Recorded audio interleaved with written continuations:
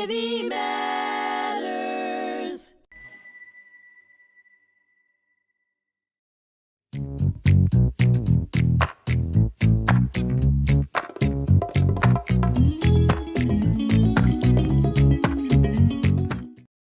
Welcome to HMTV and to our episode today of Influential Origins. My name is Alan Mindel, and it is my absolute pleasure today to have Congressman Tom Suozzi. Tom, welcome to the show. Thank you so much for being here. Alan, thanks for having me on, and thanks for the great job you're doing. This is a beautiful studio, and the place looks great. So before we talk about the incredible career you've had, Tom, I'd like to talk about your father, Joseph Suozzi, and his origins in Italy, his military service during World War II. What of that do you know? Well, my father was the best man I ever knew, and he lived until he was 95 years old. He died 2 weeks before my election in 2016, when I first got elected to Congress. He died 2 weeks before that.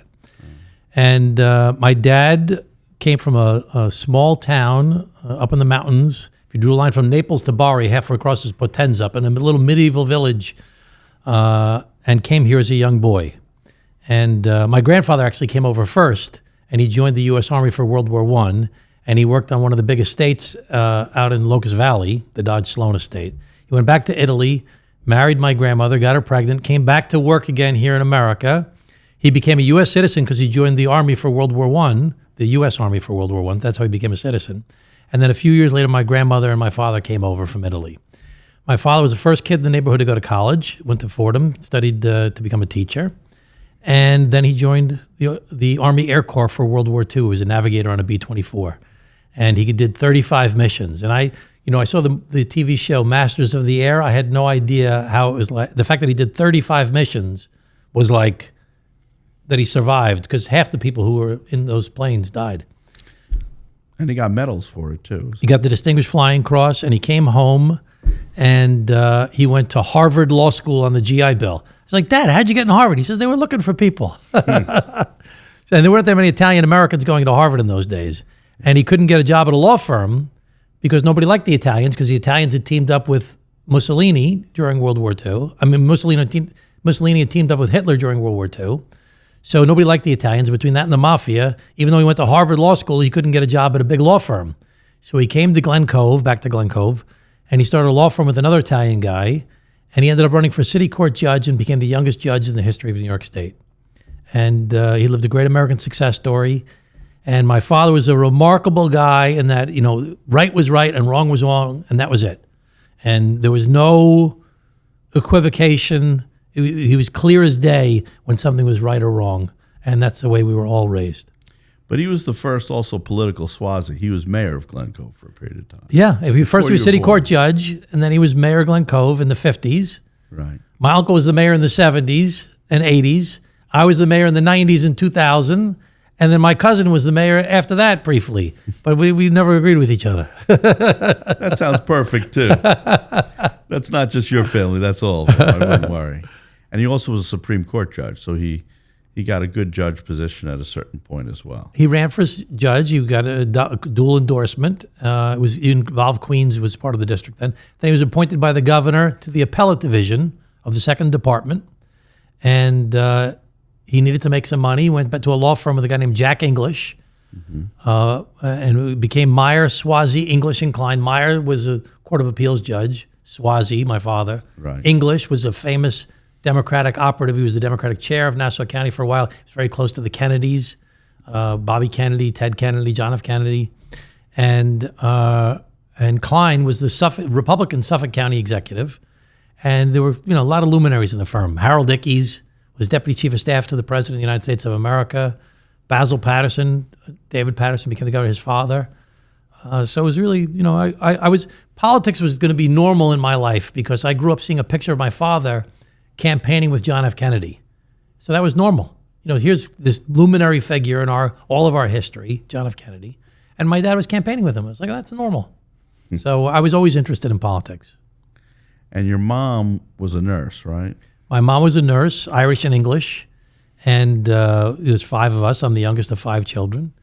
And her mother was actually born in England, and her grandfather was born in Ireland. I've been to visit those locations as well as the one in Italy. And she was a very adventurous person. And she married my dad. They met each other at a hospital dance in Glen Cove at the Knights of Columbus. Wow. And she was with another guy, and he I don't know if he had a date or not. And she came in second in a dance competition. My father went over and said, if you were with me, you would have won that competition. She said, you're too short for me. He said, well, take your shoes off. Anyway, so the day he got, this is a crazy story. The day he got sworn in a city court judge, he went to her house afterwards for an open house New Year's Day party in Seacliff. He didn't know anybody because there was all the kids up in Seacliff, and he was with the Italians. But it's the biggest day of his life. He just got sworn in as city court judge. Right. And, she was blowing him off. And he was like sitting on the stairs drinking too much. That's how the relationship started. But he must have been convincing at a certain level. He must have. It worked. He married. They got married. So you were one of how many brothers and sisters? 4 boys and 1 girl. I'm the youngest of 5. My oldest brother sadly passed away at a heart attack back in 2000. 2 children. He was a lawyer and a CPA. He was working for Deutsche Grenfell Bank, first CBS, first Boston, and Deutsche Grenfell Bank in London when he passed away. And then my sister Rosemary was a nurse, but then she became a Unitarian minister. That's a switch. That was a big switch. I said, Mom, are we going to convert? She said, oh, no. I said, you papist. So we went, she was really smart, went to Harvard Divinity School. My brother Billy's a doctor in Manhattan on the Upper West Side. I was first fellow from Mount Sinai to start their West Side practice. So he started at Grenada Medical School because he was a goof-off in college, but then he went to Mount Sinai Medical School. He was number 1 in his class. Wow. And then my brother Chris was at Wall Street, made a lot of money, and then he's doing title insurance now. And I'm a lawyer and a CPA, but I'm in politics. But it wasn't always the plan for you to be in politics. No. That wasn't the first play. No. And as a kid, you were a Chaminade kid? Yeah, Chaminade, all-boys school, all-boys Catholic high school. And then you went someplace that a lot of Catholic schools love. You went to BC. Yeah. But who was more famous in BC, you or your son? My son was way more famous. I think your son might have been more famous. My son played baseball at BC, walked onto the team, became the captain of the team, batted .400 his last 100 at bats, got signed by the Mets, and went from single A to double A to triple A on the Mets. But then they changed the management, and he didn't do well there, so he had to leave. And he went to the Long Island Ducks. He got 2 concussions. And right now, I don't know when this is going to air, but we got to find a spot for him. He's either going to be an independent ball, or he'd love to get back to a pro team. But he did have one great Met moment, which I think I called you because I got to watch it live. Yeah, it was awesome. He had a lot of great moments, but he was doing spring training. They were putting him in for Pete Alonso for every game. Every game, Pete Alonso would get his 3 at-bats, and then my son would be in for the rest of the game, which we thought was so exciting at the time because you were in the Mets uniform. Keith Hernandez and Ron Darling are talking about him, and it was like this big deal. And I went to his game. February 13th, I won my special election to take the seat that George Santos got kicked out of. Right. March 13th, I went to see his game down in Florida. I surprised him, so a month later, and I'm there in the stands, and there ends up being a tie game, goes to extra innings, and when it's my son's turn to get up to bat, he hits a sacrifice fly to win the game, walk-off sac fly. And I go down onto the field, and he says, this is a father-son moment, and it really was awesome. But as his first at bat, when he went up to AAA, he was at his first at bat, and he hits a home run. Oh my gosh, that's right. You remember that? Oh, that's what you were talking about? Yeah. Oh, yes. Yeah, that was great. Yeah. I'll never forget that because I called you and you picked up. And I said, I just saw your son hit a home run, and we were both watching at the same moment. So you were going to be an accountant. Arthur Anderson and Company. I mean, we look at it now from BC to accounting, but you didn't love it as much as you thought you'd love it. No, I don't know that I even thought I would love it. I just was, I was in college. I was kind of a goofball in college, I have to admit. And I wanted to take an Italian course. And I called my dad. I said, Dad, I'm thinking about taking an Italian. He said, take something useful. I was like, what should I take? He says, take an accounting course. So I took accounting. I got an A. I was like, okay, I'll do accounting. So I went to Arthur Anderson and Company. I worked for 2 years and 1 day and got my CPA because you had to work in New York State for 2 years in public accounting to get your CPA. Right. And I learned a tremendous amount. I was an auditor. I audited a Texaco refinery. I did retail. I did utilities. It was a great learning experience. Book publisher. I did a massive adjustment one time. I found something that they didn't want us to find. Did you think it helped you in your political career, or not so much in the political side of it, but in the governing? Absolutely. As county executive and now in Congress, you kind of have an idea that a lot of other people in the room might not have had. No, I know how to read a financial statement. I know how to read a balance sheet. I know how to ask the questions to find out how something. It helped me tremendously as mayor and as county executive. And even now, looking at the cuts that Doge is trying to do and that kind of stuff, I'm all for that. But let's have a plan. It's so haphazard. Right. Lay out. This is our plan. It seems like they're doing it more for theater instead of like, let's balance the budget. Let's figure out what are the cuts we're going to make over a period of time. How are we going to run things more efficiently? Where can we use technology? Where can we consolidate? But it's very haphazard the way it's being done right now.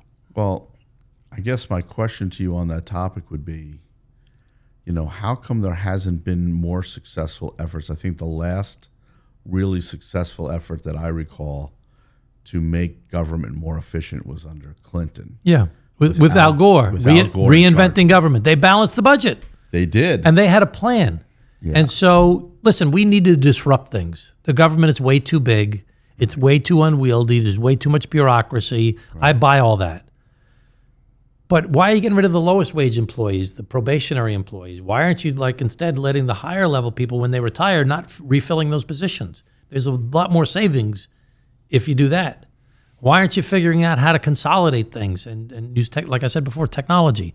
So the biggest thing one of the biggest items in the federal budget right now is the debt and the debt service. Right. Well, we should be trying to reduce the interest rates. So what are the things we need to do to get the Fed to reduce the interest rates? Is it going to be tariffs and deportations? I don't know about that. It's probably going to cause more inflation. Right. So that's not going to result in reduced interest rates. So we have to think we need a plan.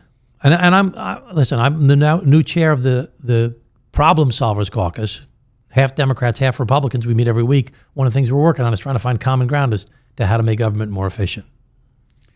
Because the bottom line is, in order to be effective, there's not a choice. America's going to need to be more efficient, one way or the other. Yeah, no question about it. No question about it. But in addition to the accounting side of it, you also have the law side of it. Where'd you end up in law school? I went to Fordham Law School. I went to all Catholic schools. St. Patrick's Grade School, Chaminade High School, Boston College, Fordham Law School. And our kids went to Fordham, Boston College, and Georgetown. It would have been great if you'd turned Unitarian, right? No. That would have been incredible. My mother wouldn't be happy about that. Yeah. So I went to Fordham. I really buckled down in law school and really started working hard. And I clerked for the chief judge of the Eastern District in the federal courts. That was a very prestigious thing to do at the time. Yep. I went to went to work for a big law firm, Sherman and Sterling, international law firm, as a litigator. And it was a great training. I learned a lot, but I really loved. I ended up running for mayor of Glen Cove. It was not a plan. I was not going to run from office. And I became the Democratic chair. It's a long, crazy story. I can't use up your whole show. But I was not planning on it. I ran for mayor of Glen Cove because I couldn't find anybody else. It was a very long story. You were the last Democrat in the room? It's a long story how it happened. And my family didn't want me to do it. My father didn't want me to do it. My uncle didn't want me to do it. But I ran and I lost at 29 years old. But I loved it. I loved it. And so then I ended up running for mayor again 2 years later. I won the whole city council. I was mayor for 8 years. Right. And got a lot, new city hall, new courthouse, new police station, new EMS. They cleaned up the pollution at the waterfront, revitalized the downtown, a whole bunch of stuff. More development. Way more development. And, illegal housing problem. The city broke up the illegal housing and just beautification. I loved being mayor. It was great. Tall Ships Festival. So great. And you've had that connection because it's an incredible thing. Your dad was mayor, but before you were born. Yeah. And then you were mayor. Yeah. And he didn't want you to do it. No, he didn't want me to do it. So he didn't love it as much as you I said, I'm running for mayor. The second time I ran, the first time it was like a fluke, and second I said, I'm running for mayor. He says, what do you do? You have a great job in the city. What are you doing? What are you doing? I said, Dad, you were the mayor. He said, I couldn't get a job. It was a last resort for him.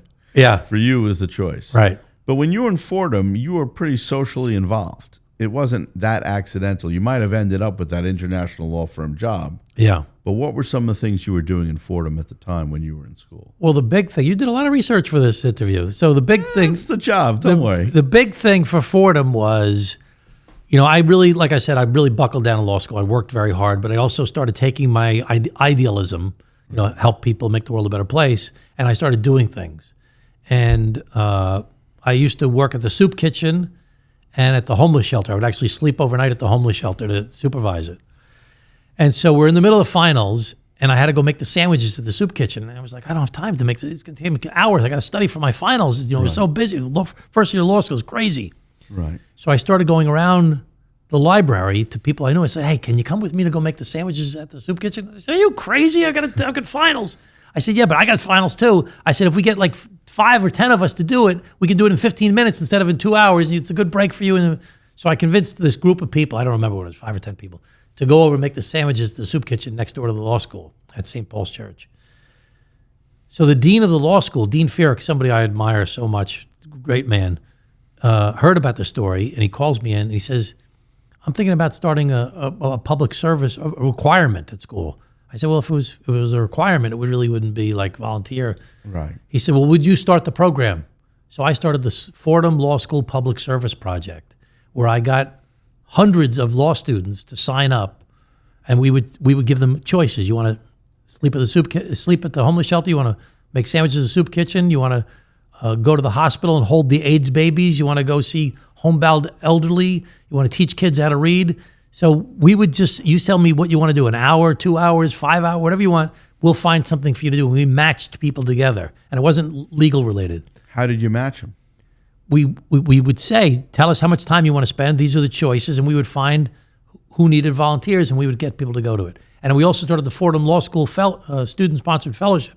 I didn't run it, but I did the incorporation papers, which was people who were going to big law firms like me, Sherman and Sterling, for their summer associate's position, could donate 1 day of their salary to a fund where kids who were going to do pro bono work or public service work would get a stipend from the fund that was created by their fellow law students. That was the Fordham Law School student sponsored. We got an award when we graduated from college for this stuff we did, and it really ignited my interest in well, I always had the interest. I just didn't do much about it. This was really my volunteerism and how to have an impact on society. I think that was probably the first thing you did that did impact society.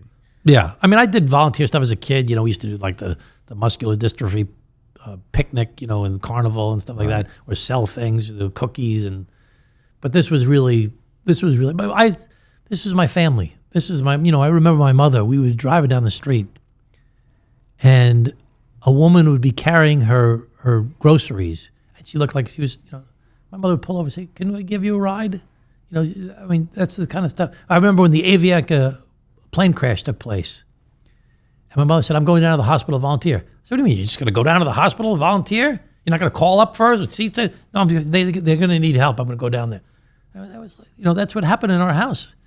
And your dad, people, wouldn't they stop him on the street for legal advice every second? So here he is, the judge. My father would get phone calls in the middle of the night. Judge, you got to help our son. Can you help this? What should we do? We got to get. My father would give. Somebody stopped me at church the other day. Told me my father gave him a mortgage. They didn't have money to buy a house. He gave them the money for their mortgage. He lent them the money, but I mean, they couldn't get a mortgage at the bank. Right. So it's just stories like that all the time. That's got to give you the pride of it. Oh. That started the fire of it. No question about it. So he did all these different things. Your mother as a nurse, helping people, and then always involved in the community. And you go to all these great schools with this reputation of doing it, and then you go further within it. And they expected you to have a corporate job as either an accountant and a lawyer. And the next thing you know, you go from that to public service, and you've had that career, at least for my tack of it, at least 30 plus years. 30 years. Mayor, 8 years. County executive, 8 years. Little time off in between. and then Yes. Congress for 7 or 8 years. And you got married before the politics, though. Yes. So when she married you, She knew. she knew. No, she knew I was doing it. She knew I was going to do it. Her father was like a salesperson, international sales. I said, honey, you know how your dad was like be away at times? I said, I'm not going to be around as much as I'm going to be like your father, except I'll come home every night. Except for now in Washington, I don't come over every night. You know what, though? I've been married 27 years. I know you've been married a very long time. 31. 31 years. And great marriages. I travel for work, too. Not for as much of a beautiful reason as you. But yeah, absence makes the heart grow fonder. Oh no, we're very blessed. I have a great marriage. We have a great marriage, and we have wonderful kids, healthy kids. So you've got 3 kids, right? Caroline, Joseph, and Michael. Caroline is working for Rockefeller Philanthropy Advisors. She went to Fordham. When she first graduated from college, she went to the island of Yap, 500 miles east of Guam in the Federated States of Micronesia, and volunteered at a Jesuit high school for a year teaching. Now she's working for Rockefeller Philanthropy Advisors. Joe is still playing baseball and is hoping to do it, but if it doesn't happen this year, this is it. And Michael is graduating from Georgetown in May, and he's got a job at a big investment banking firm. So he'll be making more money than his father. Well, that would be what we all want for our kids, right? To do better. Do any of them get the political bug, or do they see the hard side of it too? They definitely see the hard side of it, but they're all engaged. They all, Caroline, I think the most, my wife works incredibly hard on my campaigns. I mean, she's one of my secret weapons, especially in Glen Cove. And Caroline has always been very involved in the campaigns. Joe and Michael work in the campaigns, not as much as Caroline, but they're all interested and they're all giving me their opinions, and they're all, how Trump talks about how his son Barron tells him about they tell me about things on social media I should be doing, and they give me their feedback on how I did in a show, or what I should be doing, what I should be saying. They're very, very helpful. My kids inspire me. I'm inspired by them. You live for that. Yeah. For sure. They're wonderful. People see it and look at it. They look at jobs, whether it's Congress or mayor or county executive. They think of those things as positions of influence. But as someone who's known you for most of those 30 years, the juice is you get to make the life of people better. Yes. But the other side of it is a lot of people don't agree with what you do from time to time, and it's very easy to throw stones. And sometimes those stones are thrown not based on whatever the political issue is, but it's easier to throw personal stones of it. How have you navigated that over the years, and how have you navigated that raising your kids here on Long Island? Well, when I first was clerking for the federal judge, there was another guy clerking for a federal judge, an appellate judge, who was a priest, young guy. And I said, I'm thinking about going into politics. I said, I don't know if I want to go into politics because I have a big ego and I want people to clap for my speeches, or because I'm competitive and I want to show that I'm right and they're wrong and I'm going to win and they're going to lose, or because I genuinely want to make the world a better place to live in and help people. He said, well, you're a human being. All 3 of those things are going to motivate you. He said, your challenge in life is to aspire to your more noble ambition, which is to try and help people. And having done this for as long as I have, ego doesn't do it. It's too hard a life. The game, the fun, the thrill, the excitement, it's not always fun and thrilling and exciting. It's not always Sometimes fun it's and thrilling. awful. Yeah. But if you actually help people and make the world a better place to live in, it's totally worth it. And I've built buildings, and I've lifted people out of poverty, and I've cleaned up pollution, and I've helped thousands and thousands of people in individual circumstances, and it's just been I'm very happy that I did what I've done, and I've got more to do, and I feel like I made the right decision. And my kids have seen the ups and downs, being away on vacation and getting a call where you're getting attacked in the local paper and back home, and we got to cut the vacation short to go home and deal with that. And people, I'm hearing stuff about their dad, is not but they believe in me, and I believe in them, and they all believe that we all have a responsibility to. The rule in our house is work hard, stick to your values, and it'll all work out. Well, it's been great to do this first episode with you, Tom. I thank you so much for it. We'll go into some more intricate issues of the day in a moment, but thank you so much for doing this. We really appreciate it, and I hope people get to learn a little bit more about your history and your family history and the great American dream story that it is.